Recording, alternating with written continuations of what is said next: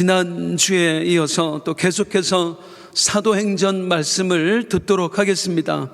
지난주에 오순절 성령 강림의 그 영적 의미를 두 가지 주제로 살펴봤습니다. 왜 오순절인가? 또 왜 방언인가? 오늘 그 중요한 말씀이기 때문에 오늘은 조금만 더 시간을 할애해서 복습을 좀 하도록 하겠습니다. 이 내용에 대해서요. 먼저 두 가지 주제 중에 왜 방언인가부터 살펴보겠습니다.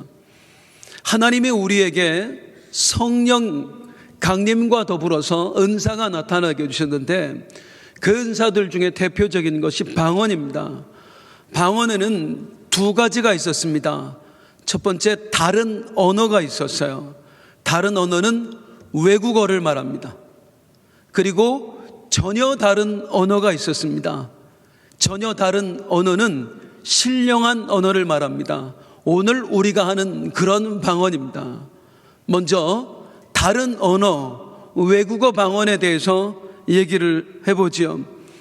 하나님께서 오순절 성령 강림 사건이 있었을 때에 성령 받은 사람들로 하여금 다른 언어, 외국어를 말하게 하셨습니다. 왜 그들로 외국어를 말하게 하셨지요? 오순절을 맞아서 세계 각처에 흩어져 살던 유대인들이 몰려들었거든요. 이들이 그 지역에서 산 지는 약 500년이 넘었습니다. 그러니까 종교적인 전통은 남아있지만 그 자기 나라 언어를 다 잊어버린 상황이었어요. 그런 상황에서 이 120명의 사람들로 하여금 각자 외국어를 말하게 하시면서 세계 각지에 흩어져서 살다 들어온 이 디아스포라 유대인들에게 자기가 알아들을 수 있는 언어가 들린 거예요. 즉 하나님이 행하신 일, 복음의 메시지가 들려진 것입니다. 이 다른 언어의 방언을 하게 하시면서 하나님은 하나님의 강력한 의지를 전달하신 거예요. 지금까지 구원은 유대인만의 전유물이라고 생각되었던 거거든. 그게 언어를 초월해서 세계 각지의 언어로 복음이 전파되었단 말이에요. 이제 내가 이 언어를 초월해서 유대인뿐만 아니라 천하 만민을 구원하리라.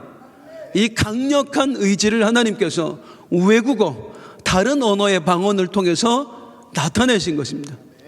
그리고 또 하나의 방언이 있었지요. 바로 전혀 다른 언어입니다. 오늘 우리가 하는 이런 방언입니다. 초대교회에서도 이런 방언을 했습니다. 우리는 가끔 의문이 생깁니다. 도대체 아무도 알아듣지 못하는 이런 언어를 하나님께서 왜 하게 하셨을까? 이유가 있었죠. 성경에 그 이유가 분명하게 나옵니다.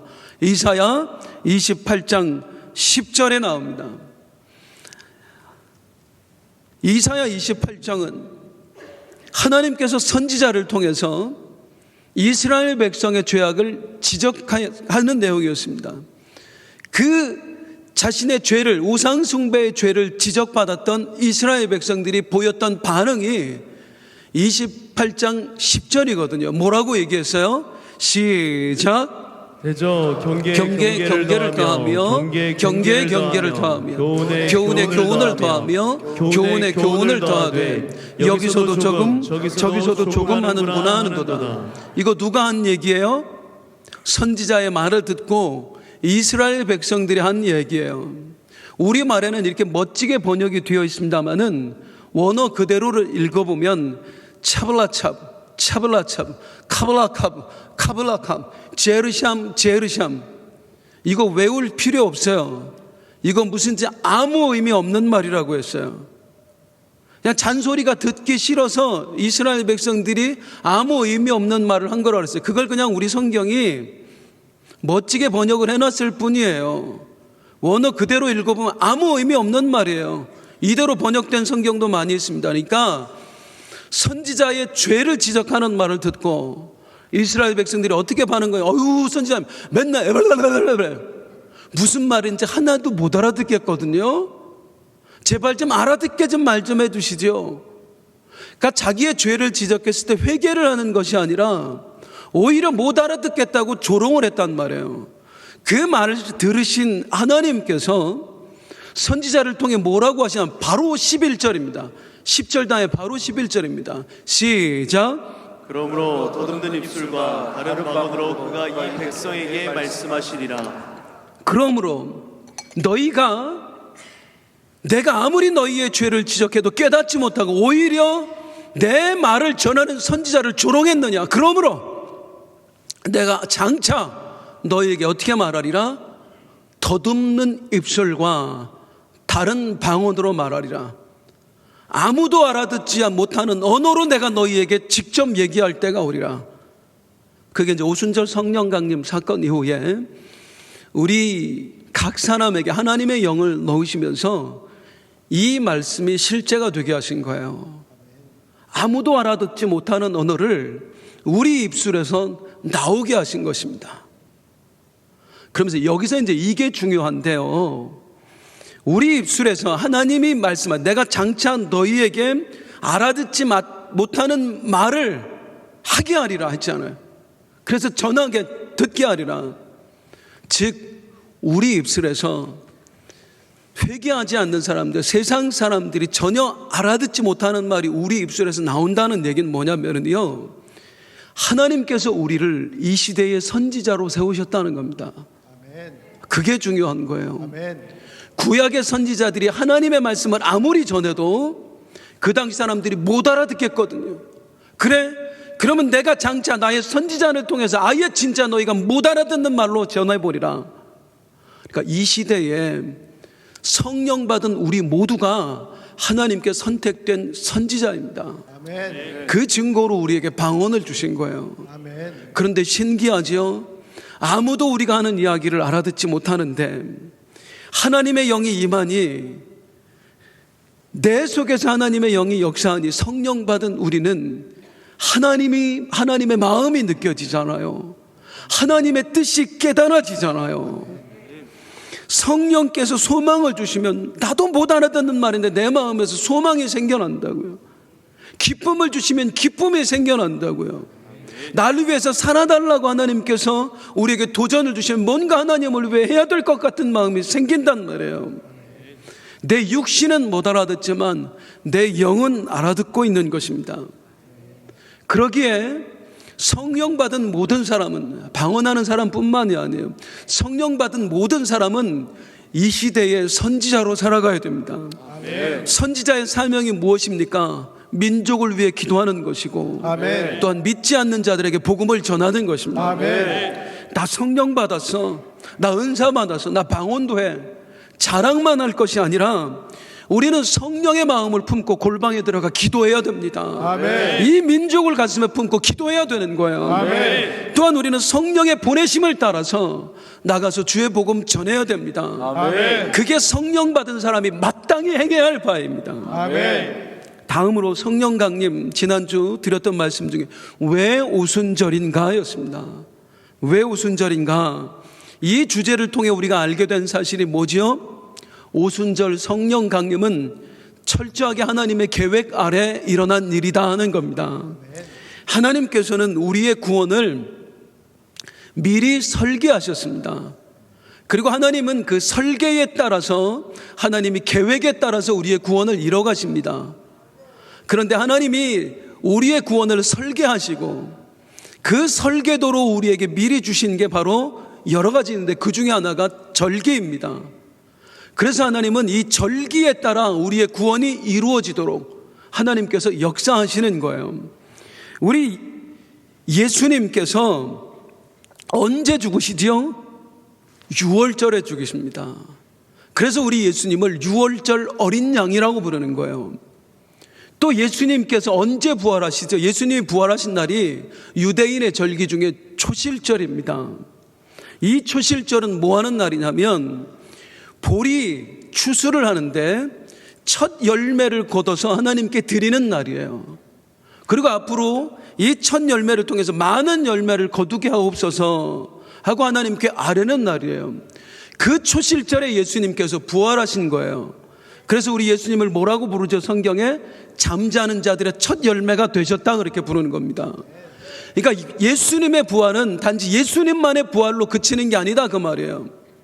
이 첫 열매를 시작으로 장차 수많은 열매들이 하나님 거두게 하신 것처럼 예수님의 부활을 시작으로 해서 장차 예수님을 믿는 모든 사람들이 우리가 함께 부활의 영광을 맞이하게 될 것이다. 그걸 보여주는 거예요. 또한 성령은 언제 임하셨지요? 오순절에 임했습니다. 이 오순절에 대해서 두 가지를 설명했습니다. 조금 전에 말씀드렸던 초실절, 부활절, 초실절이 보리의 첫 열매를 따서 드리는 날이라면 오순절은 밀의 첫 이삭을 수확해서 하나님께 드리는 날입니다. 그리고 이 날을 시작으로 해서 이제 밀 추수가 본격적으로 이루어지는 거예요. 오순절날 성령이 강림했다는 것은 무엇입니까? 이 120명에게 임하신 성령은 장차 모든 사람들에게, 구하는 자 모두에게 임하실 것이고 아멘. 그들 모두를 하나님의 사람 되게 할 것이다. 아멘. 구원할 것이다. 아멘. 그래서 그날 오순절에 성령이 임하신 것입니다. 아멘. 또한 오순절에 대해서 아주 중요한 걸 말씀을 드렸죠. 첫 번째 오순절은 언제 있었다고요? 이스라엘 백성들이 애굽을 탈출해서 광야에 들어가고 나서 언제? 시내산에 이르렀을 때에, 시내산에 이르렀을 때 그때 하나님께서 친히 이스라엘에 강림하시죠. 모세에게, 이스라엘 진중에. 그날이 오순절입니다. 그게 이스라엘 역사에서 첫 번째 오순절이에요. 자, 보세요. 첫 번째 오순절, 시내산 오순절에는 하나님이 친히 강림하셔서 이스라엘 백성에 무엇을 주셨고? 율법을 주셨고요. 사도행전 오순절에는 누가 친히 강림하셨어요? 성령이 친히 강림하셨습니다. 시내산 첫 번째 오순절에서는 율법이 주어졌고, 사도행전 오순절에서는 성령이 주어졌습니다. 율법은 죄와 사망의 법이에요. 성령은 생명의 성령의 법입니다. 그래서 첫 번째 오순절에 율법이 주어졌을 때는 이스라엘 백성들이 금송아지를 섬기다가 그 율법에 의해 심판을 받습니다. 그래서 그날에 3,000명이 죽어요. 이게 첫 번째 오순절에 일어난 일입니다. 그런데 사도행전 오순절에는 생명의 성령의 법, 성령이 임하시잖아요. 그래서 성령이 임하셔서 그 성령의 메시지를 듣고 3,000명이 구원을 받습니다. 아멘. 첫 번째 오순절 율법이 주어졌을 땐 3,000명이 죽었고요. 사도행전의 오순절에 성령이 주어졌을 때는 3,000명이 살게 되었습니다. 아멘. 이게 오순절에 성령을 주신 의미라 그것입니다. 기가 막히게 하나님께서는 당신의 구원 프로젝트, 계획에 따라서, 당신이 설계하신 구원에 따라서 구원 역사를 이루어 가시는 거예요. 이제 오늘은 그 3,000명이 구원받은 이야기를 우리가 말씀을 통해서 듣게 될 것입니다. 장차 천하 만민이 구원받게 되는 그 구원 프로젝트가 공식적으로 가동되는 이야기, 그게 바로 오늘 이야기입니다. 자, 마가다락방에 모인 120명이 성령을 받았고 그들이 방언을 했지요. 이 방언은 다른 언어, 외국어라고 말했어요. 이 외국어를 천하 각지에서 모여든 사람들이 듣게 되었습니다. 갑자기 자기들이 알아듣는 말이 막 들려오는 거예요. 어떤 이야기가 들려졌을까요? 사도행전 2장 11절입니다. 같이 읽습니다. 시작. 우리가 다 우리의 각 언어로 하나님의 큰 일을 말함을 듣는도다 하고. 따라하겠습니다. 하나님의 큰일. 하나님의 큰일. 다시 한번 하나님의 큰일. 하나님의 큰일. 어떤 말이 들려진 거예요? 이 말은 하나님이 하게 하신 것이다. 아멘. 하나님께서 너희에게 이르실 말씀이 있으니 한번 들어봐라. 그런 이야기가 막 들려졌다 그 말이에요. 사람들이 얼마나 놀랬겠어요. 갑자기 막 자기들의 언어가 여러 사람들에게서 막 쏟아져 나오니 얼마나 놀랬겠어요. 이 일을 보고 사람들에게 두 가지 반응이 나타납니다. 첫 번째 어떤 반응이냐면 이 어찌 됨이냐. 따라할까? 이 어찌 됨이냐. 이 어찌 됨이냐. 아니 갈릴리 촌놈들이 왜 지금 우리말을 하냐 그 말을. 외국어도 안 배운 인간들이 왜 갑자기 우리말을 하냐 그런 반응을 보였고요. 또 하나의 반응은 뭐냐면 그들이 세술에 취하였도다. 한번 해볼까요? 그들이 세술에 취하였다. 그들이 세술에 취하였다. 이것들이 지금 술에 취해서 헛소리를 하는 중이다. 아니 술에 취해서 헛소리 하는 사람이 외국어를 말해요? 자기가 알지도 못하는 말이요. 이 완악함이 혹시 느껴지세요, 성도님들? 우리가 한 가지 오해하는 게 있어요. 그게 뭐냐면 안 믿는 사람들이, 내 주변에 안 믿는 가족이 있다면 그들에게 기적이 보여지면 믿을 것이다. 이게 우리가 정말 자주 하는 오해입니다. 착각입니다. 정말 그렇던가요? 물론 기적이 어느 정도 사람의 마음을 움직이는 것도 사실입니다. 그런데 기적이 곧 우리에게 믿음을 주지는 않아요. 이번에 우리 영적 V축제를 통해서 정말 많은 역사가 일어났습니다. 곳곳에서 기쁜 소식들이 막 들려와요. 불치의 병을 치유받은 분들이 계십니다. 얼마나 감사한지 몰라요. 그 치유의 기적이 나에게 일어났을 때 어떤 생각이 들던가요? 이제 안 믿는 내 자식들 돌아오겠구나 그 생각 아니에요. 이걸 보고 그 아이들이 어떻게 안 믿을 수 있을까? 돌아올 거다. 그런 막 기대가 우리에게 있었단 말이죠. 그런데 그렇게 되던가요? 보고도 우연인 줄 알잖아요. 믿음 절대로 안 가진다고요. 믿음은 기적을 통해서 일어나지 않습니다. 따라하겠습니다. 믿음은 들음에서 나며 믿음은 들음에서 나며 언제나 믿음은 말씀을 통해서 생겨납니다. 아멘. 왜? 말씀이 곧 하나님이시거든요. 아멘. 말씀이신 하나님께서 말씀을 통해 역사하시는 거예요. 아멘. 그래서 믿음은 들음에서 납니다. 하나님 말씀을 들을 때 믿음이 생겨납니다. 아멘. 이거는요 처음 믿을 때만 해당되는 이야기가 아니에요. 이미 믿은 사람 모두에게 다 해당되는 이야기예요. 믿음은 들음에서 납니다. 즉 말씀에서 멀어지면 믿음도 함께 떨어지는 거예요. 아무리 과거에 큰 기적을 경험했다고 할지라도, 큰 은사 체험을 했다고 할지라도 예배에서 멀어지고 말씀에서 멀어지면은요 어느덧 내가 과거에 겪었던 그 위대한 역사들 다 추억이 되고 맙니다. 금방 믿음 떨어져요. 그래서 따라서 우리 오늘날 우리는 말씀에 목숨 걸어야 돼요. 아멘. 말씀에 목숨 걸어야 돼요. 아멘. 늘 말씀이 들려지는 자리를 사모해야 합니다. 아멘. 하나님의 말씀을 늘 묵상하고 가까이 해야 합니다. 아멘. 오늘 이 밤에 말씀을 사모하여 나오신 성도님들 주님의 이름으로 축복합니다. 아멘. 우리가 복된 사람인 줄로 믿습니다. 아멘. 들어야 믿음이 생겨요. 아멘. 다시 말씀으로 가볼게요. 사람들의 반응, 이 어찌된 일이냐? 아니 갈릴리 촌놈들이 어떻게 우리 말을 알고 지금 하냐?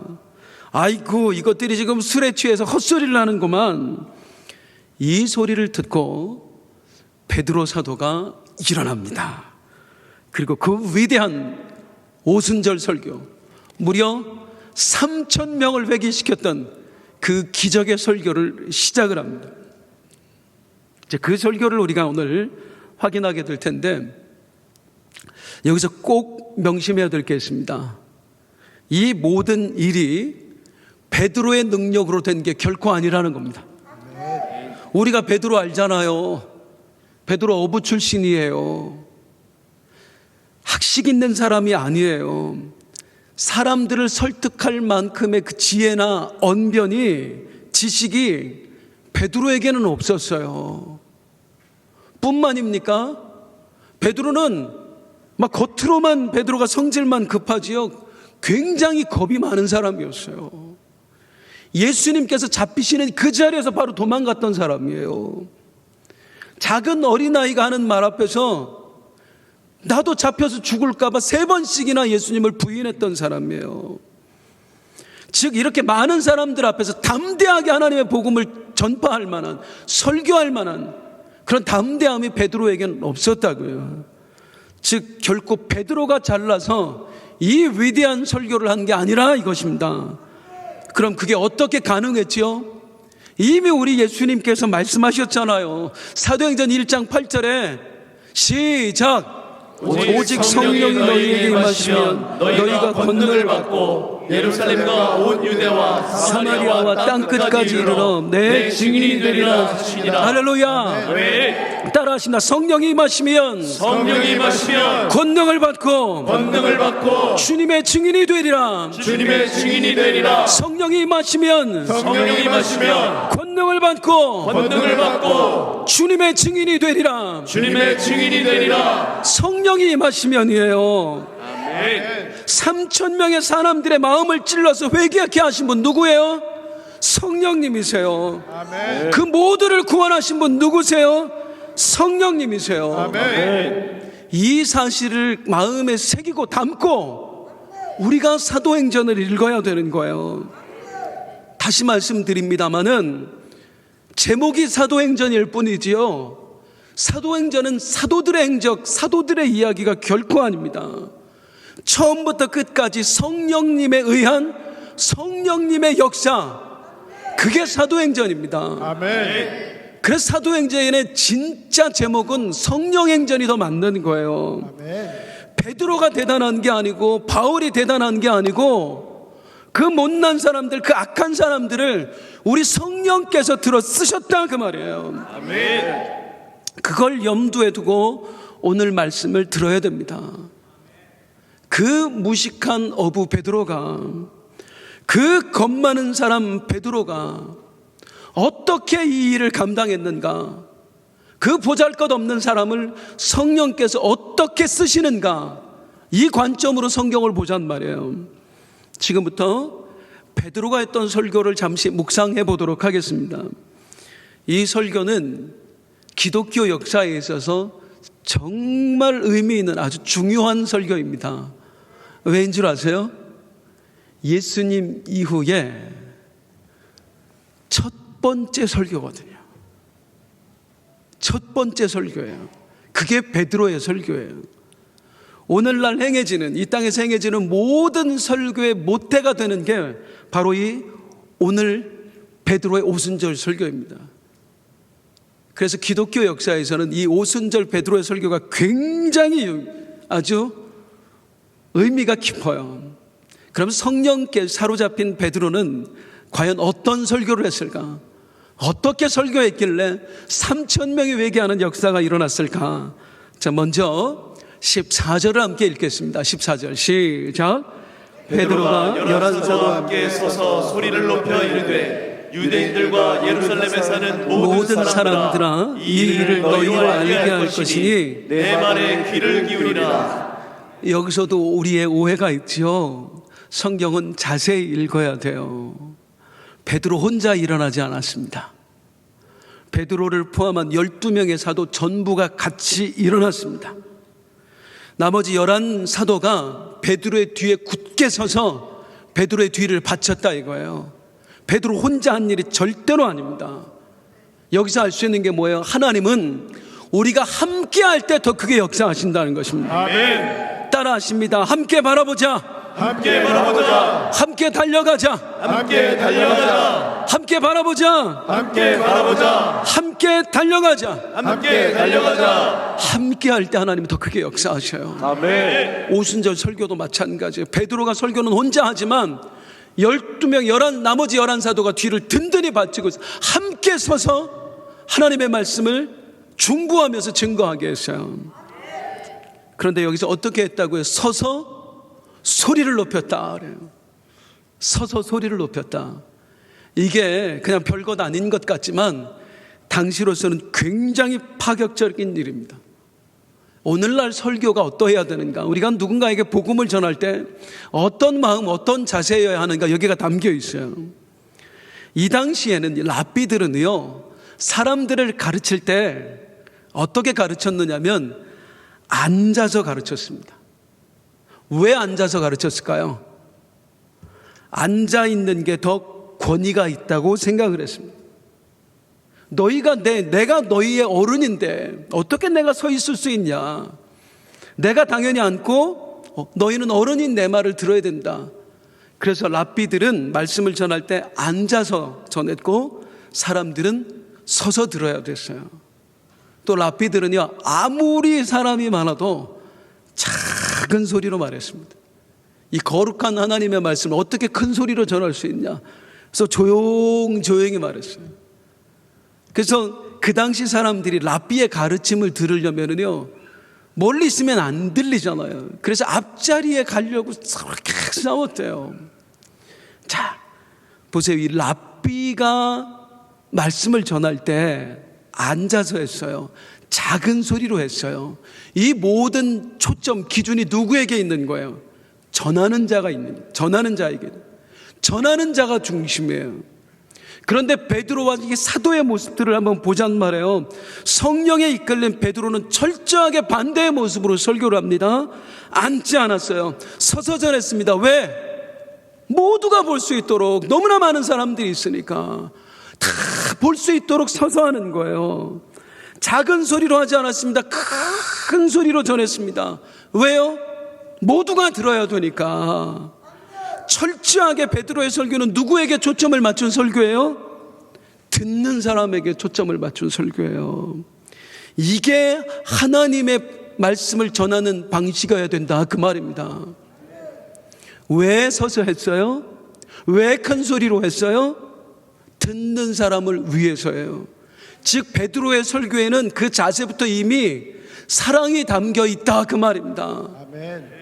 우리가 누군가에게 하나님의 말씀을 전할 때 가장 중요한 게 이거예요. 그리스도의 사랑을 가지고 전해야 된다는 거예요. 아멘. 설교자가 누군가를 찌르려고, 누군가를 깨우치려고 하는 것이 아니라 정말 부모가 자식을 사랑해서 하는 말인 것처럼 사랑의 마음을 가지고 할 때 역사가 일어납니다. 아멘. 전도도 마찬가지입니다. 누군가에게 하나님의 말씀을 복음을 전할 때 우리에게 가장 필요한 건 뭐냐면, 이번에 우리 교회 새생명 축제에 있는데, 부활 축제에 있는데 내가 몇 명을 했는지 그런 게 아니라 그 사람을 사랑할 때 역사가 일어난다고요. 사랑은 전달됩니다. 인간은 영적인 존재거든요. 사랑을 느낄 수가 있어요. 말씀을 전할 때 첫 번째 자세는 사랑입니다. 베드로가 그 모습 보여주는 거예요. 서서 했습니다. 큰 소리로 전했습니다. 이거 누구한테 배운 거겠어요? 우리 예수님께서 늘 그렇게 하셨거든요. 본대로 하는 겁니다. 지금 베드로가 그렇게 설교하고 있어요. 자, 그런데 이제 드디어 베드로가 설교를 시작하는데 그 처음 내용이 뭐냐? 2장 15절 같이 한번 읽어보겠습니다. 시작. 때가 제3시니 너희 생각과 같이 이 사람들이 취한 것이 아니라. 여러분, 지금 3시입니다. 성경에서 3시다라고 나오는 건 거기다가 6을 더하면 우리 시간하고 맞아요. 6을 더하면, 그러니까 3시입니다 하는 거 지금 몇 시라는 얘기예요? 9시라는 얘기예요. 여러분, 지금 9시입니다. 오전 9시. 이 말 왜 할까요? 사람들이 취했다고 그러니까.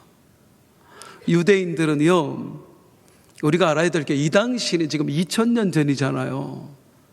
오늘날에도 삼시세끼 다 먹는 나라는 별로 없대요. 2끼 먹어도 많이 먹는 거라 그러더라고요. 이 당시 이스라엘 사람들 거의 대부분 2끼 먹었습니다. 아니면 1끼 먹었습니다. 그래서 아침과 점심 사이에 식사를 한번 하고, 그리고 오후와 저녁 사이에 식사를 한번 하는 거예요.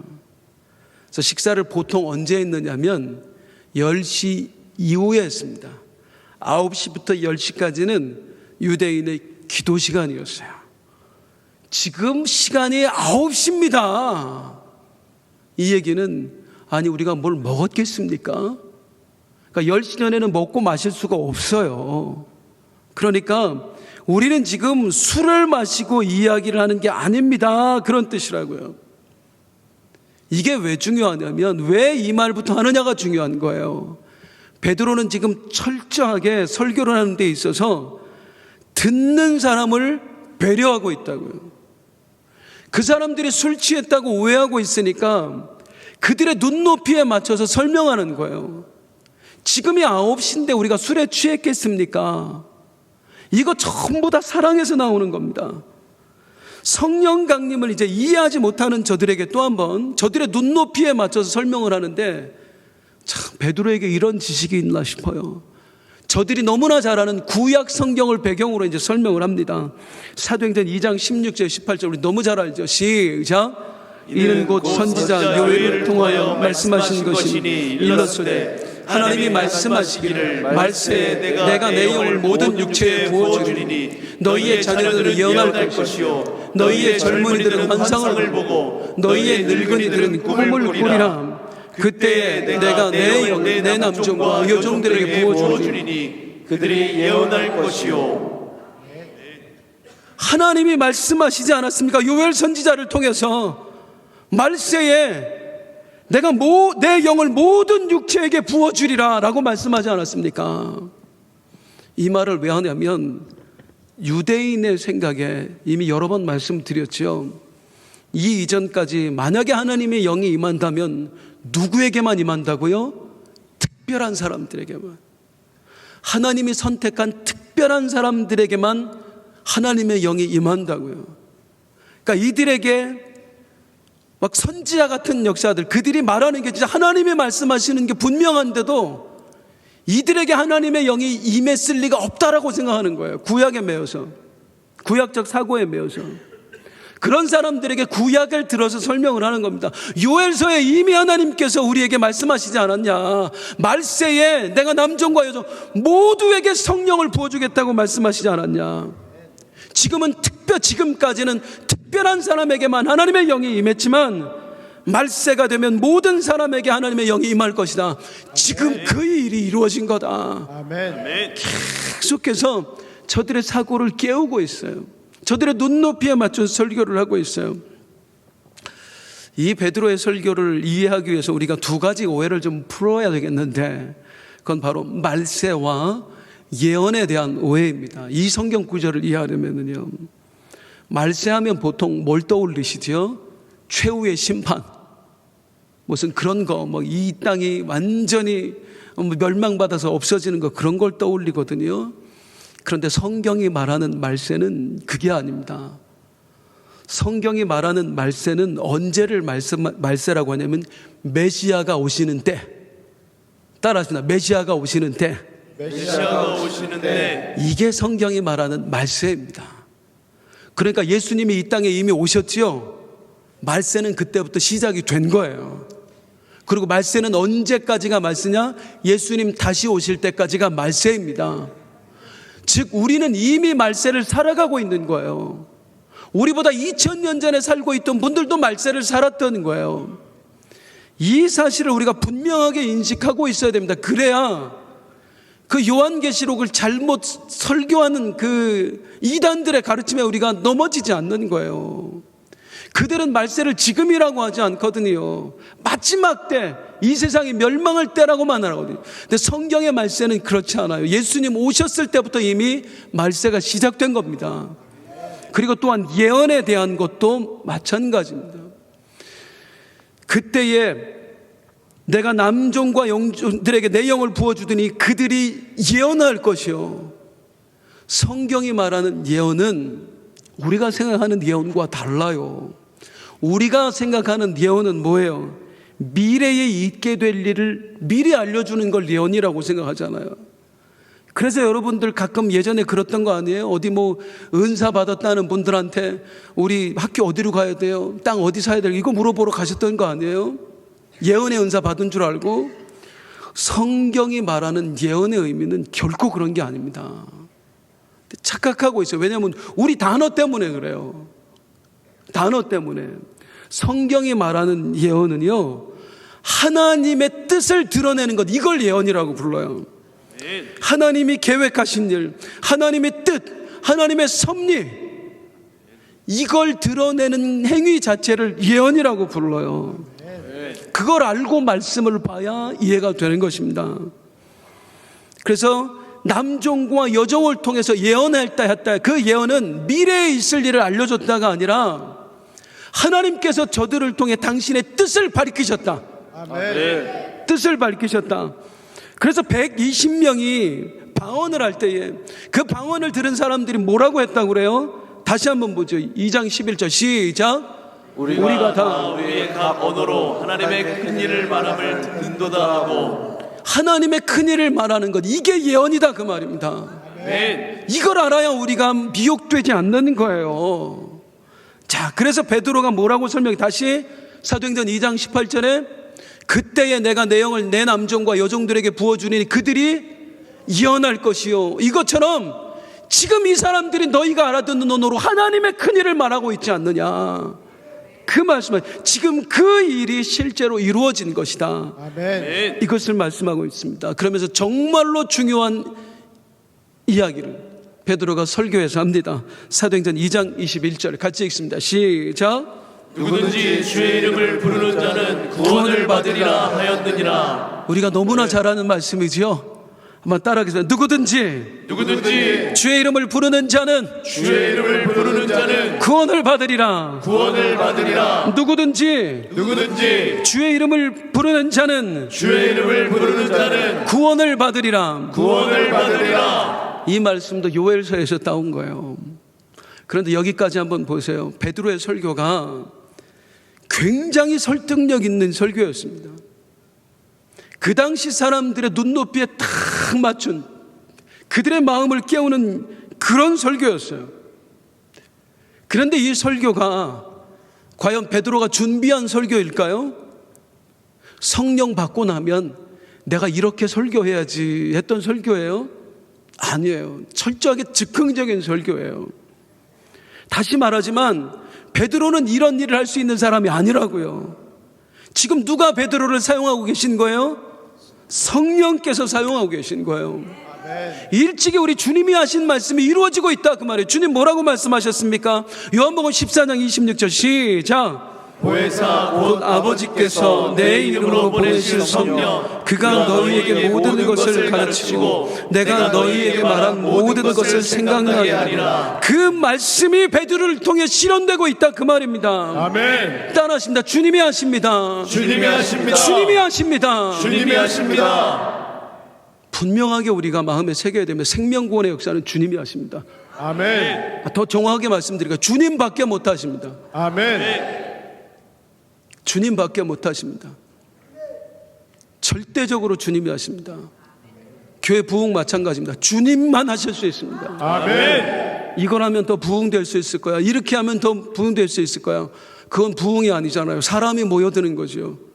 이렇게 하면 사람이 더 모여들 수는 있을 거예요. 그건 사람도 할 수 있어요. 그런데 모여든 사람에게 구원을 알게 하고 그들로 하여금 구원을 깨닫게 하고 하나님의 백성이 되게 하고 하나님의 나라가 이루어지게 하는 것, 이건 하나님밖에 못해요. 이건 정말 하나님밖에 못해요. 그래서 끊임없이 우리 교회에 주님이 하십니다. 그런 교회가 되기를 위해서 성도님들 기도해 주셔야 됩니다.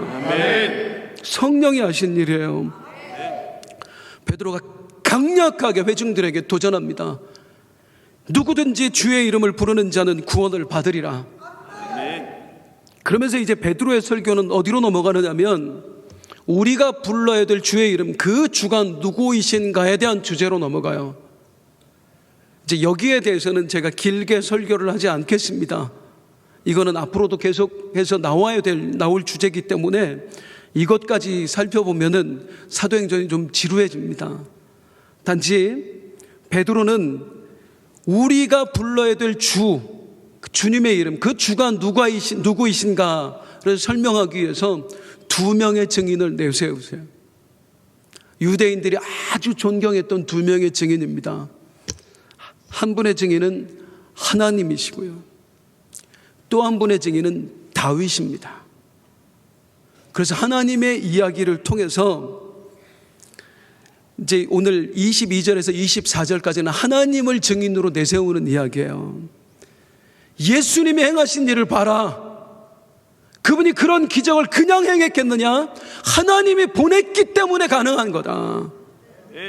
그런데 하나님이 보내신 그분을 너희가 죽게 만들었다. 그분이 진짜 주인이신데 너희가 그걸 깨닫지 못하고 죽게 만들었다. 이 얘기를 하는 게 베드로의 그 다음 설교 주제고요. 그 다음으로 넘어가면 베드로는 이제 시편 이야기를 통해서 예수님이 주가 되신다라는 것을 설명합니다. 어떻게 설명을 하냐면 우리 조상 다윗도 그런 얘기를 하지 않았습니까? 주의 거룩한 자로 썩음을 당하지 않게 하겠다. 그러니까 절대로 죽음을 보지 않겠다라고 말씀하지 않았습니까? 그게 다윗 자신을 말한 겁니까? 아닙니다. 우리가 알다시피 이미 다윗은 무덤에 갇혔고 그의 육신은 다 썩었습니다. 그는 자기 자신을 가리켜 주의 거룩한 자라고 얘기한 게 아닙니다. 그럼 누구를 말한 겁니까? 다윗의 시편을 쭉 읽어보십시오. 주께서 내 주에게 말씀하셨다라고 다윗은 이야기합니다. 하나님이 있고 다윗이 말한 주가 또 있는 것입니다. 그 주가 누구겠습니까? 우리 예수님이십니다. 여러분들은 지금 예수님이 부활하셨다는 사실이 헛소문이라고 생각하고 있겠지만 아닙니다. 우리 모두가 그 일을 직접 두 눈으로 똑똑히 목격했습니다. 아멘. 우리가 증인입니다. 아멘. 예수님이 다시 사셨습니다. 그분이야말로 다윗이 말한 주가 확신합니다. 그러면서 주의 이름을 부르는 자는 구원을 받으리라. 그 얘기를 거기서 하는 거예요. 이 말씀에 사람들의 반응이 사도행전 2장 37절 말씀입니다.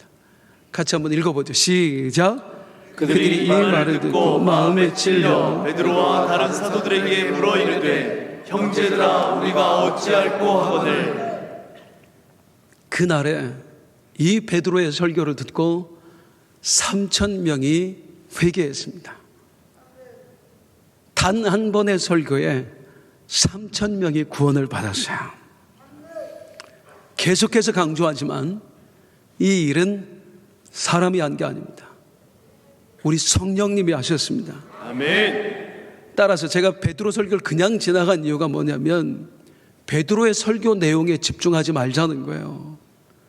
신학교에 가면 이 베드로의 설교를 굉장히 중요하게 여깁니다. 그래서 베드로가 어떻게 설교했길래 3,000명이나 되는 사람이 구원받았을까? 우리의 설교는 이런 형식을 따라야 됩니다라고 가르친다고요. 그런데 택도 없는 얘기라고요. 베드로가 설교를 잘해서 그들이 구원받은 게 아니라고요.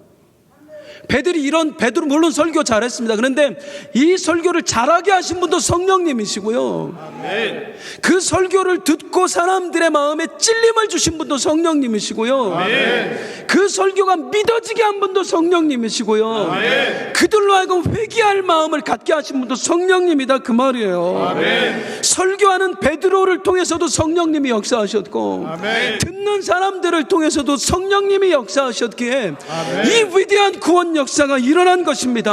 아멘. 우리는 이 일이 우리를 통해서도 일어나기를 기도해야 되는 거예요. 아멘. 이 강단을 통해서도 베드로에게 일어났던 성령의 역사가 일어나게 하여 주시옵소서. 아멘. 이 듣는 자들에게 있어서도 하나님, 베드로의 설교를 들었던 사람들에게 일어난 역사가 이 회중석에서도 날마다 일어나게 하여 주시옵소서. 아멘. 우리가 전도하는 현장에서도 이 성령의 역사가 일어나게 하여 주시옵소서. 아멘. 정말로 중요한 건 뭐냐면 이 성령님께서 베드로를 써주신 것처럼 우리를 쓰고 싶어 한다는 것입니다. 이 땅의 교회를 쓰고 싶어 한다는 것입니다. 아멘. 우리 교회를 쓰고 싶어 하신다는 것입니다. 아멘.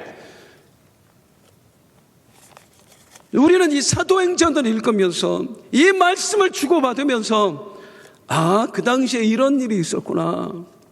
이 위대한 역사가 있었구나. 베드로가 이런 설교를 했구나. 거기에만 초점을 맞출 게 아니라 왜 성령께서 우리로 하여금 사도행전의 말씀을 강의하게 하시고 사도행전의 말씀을 듣게 하실까에 집중해야 되는 거예요. 하나님이 우리를 통해 이루고 싶은 꿈이 있으시다고요. 아멘. 우리 빛나교회는 여기서 멈춰서는 절대로 안 됩니다. 우리만 좋은 교회에서는 안 됩니다. 아멘. 너무나 안타깝게도 이 땅에 수많은 교회 문을 닫고 있어요. 성도들이 교회를 떠나가고 있어요. 다음 세대들이 예수님을 부인하고 있어요. 이런 때에 우리의 사명을 회복하자는 거예요. 우리 믿음의 선조들은 목숨 걸고 기도하는 사람들이었거든요. 우리만큼의 지식은 없어도 그들은 성령 받자마자 꿇어 엎드려 기도하는 분들이었거든요. 우리만큼 유창하게 전도 폭발도 하지도 않았고요, 전도하는 법에 대해서 배우지도 않았지만 그분들은 성령 받자마자 베드로처럼 일어나서 나가서 주의 복음 전했거든요. 그때 수많은 영혼들이 구원받아 하나님의 백성이 됐어요. 그렇게 예수 믿은 분들이 우리들의 아버지고 우리들의 형님이고 우리들이라 그 말입니다. 그런데 우리가 어느 날 성령께 순종하기 위해서 성령의 말씀을 듣는 게 아니라 성령을 공부하고 있어요. 성령을 파헤치고 있어요. 아무 역사도 일어나지 않아요. 성령 충만은 그분이 나를 지배하는 것입니다. 즉 성령 충만을 사모한다는 것은 하나님께서 나를 쓰시도록 내어드리는 것입니다. 이게 정말로 성령 충만입니다. 이 사도행전 어쩌면 올해 금요일 내내 1년 내내 이 사도행전 강의를 해야 될 것 같아요. 분량이 그래요. 이 사도행전을 우리가 금요일마다 묵상하면서 마음에 하나님이 이 위대한 성령의 역사가 우리 교회를 통해 재현되게 하시고 내 삶을 통해 재현되게 하시고 죽어간 우리 한국교회에 재현되게 하여 주시옵소서. 이 불타는 마음으로 듣기를 원합니다. 기도도 그렇게 하기를 원합니다. 그럴 때 우리가 주님 앞에 갔을 때에 정말 성령에 이끌려 성령의 사람으로 살아냈을 때에 비로소 우리는 부르심의 상을 받는 하나님의 사람들 될 줄로 믿습니다. 그걸 한번 소망해 보지 않겠어요? 그걸 강력하게 소망해 보지 않겠어요? 하나님, 나를 이 시대의 베드로로 써 주옵소서. 나도 베드로처럼 무식합니다. 나도 베드로처럼 겁이 많습니다. 사람들 앞에 나갈 수 없습니다. 그런데 베드로를 쓰신 하나님, 나도 써주시옵소서. 그 갈망이 우리에게 다시 피어나기를 주님의 이름으로 축원합니다.